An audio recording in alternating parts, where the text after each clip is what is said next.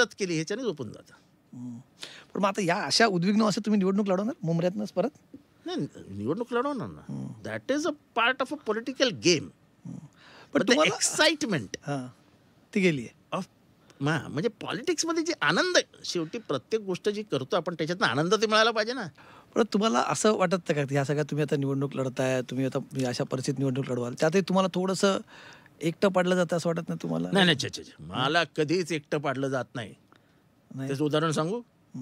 धनंजय मुंडे यांनी माझ्या विरुद्ध एक आरोप केला की जितेंद्र आव्हाड कान भरतात वगैरे वगैरे वगैरे वगैरे, तेच त्या घरामध्ये जाऊन हे दोघं एक होऊ नये असं बोलतात वगैरे वगैरे, असं काय काय बोलले. शरद पवार साहेबांची बारामतीला प्रेस कॉन्फरन्स होती आणि शरद पवार साहेबांना हे सगळं विचारलं गेलं.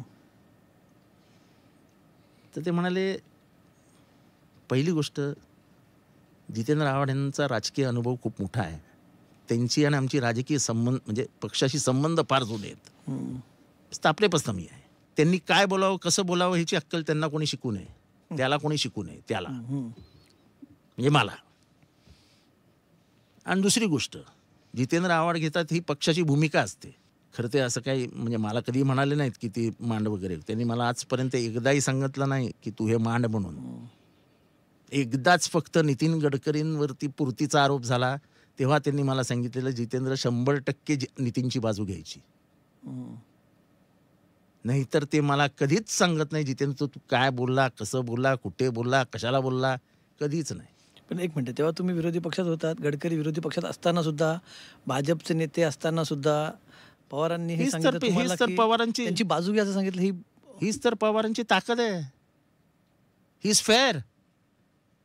गोपीनाथ मुंडेंनी टीका केल्यानंतर रात्री 3 वाजता डीजीला बोलवून त्यांची सिक्युरिटी तिप्पट करा, त्यांना काही होता कामा नये, असे सांगणारे शरद पवार आहेत. आता हल्ला झाला, अरे साले 2 अजून यांच्या काढून घ्या पोलीस, म्हणजे मोकळा करायला, म्हणजे यांना शिरायला सोपं दिलं आतमध्ये. अशी भूमिका आजच्या राजकीय नेतृत्वाची असते. शरद पवार येतो. To understand him you need edges.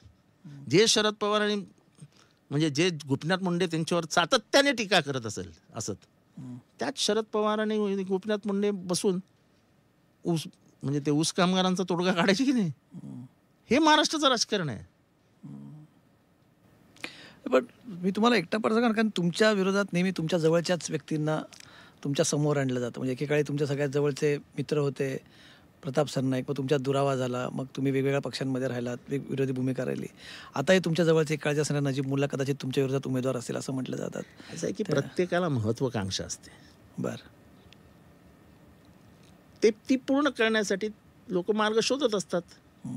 आणि मग अजितदादांसारखे नेते असतात, त्यांच्या हाती असं कोण लागलं की बरोबर त्याचा वापर होतो. त्याच्यात काय, त्याच्यात नवल काही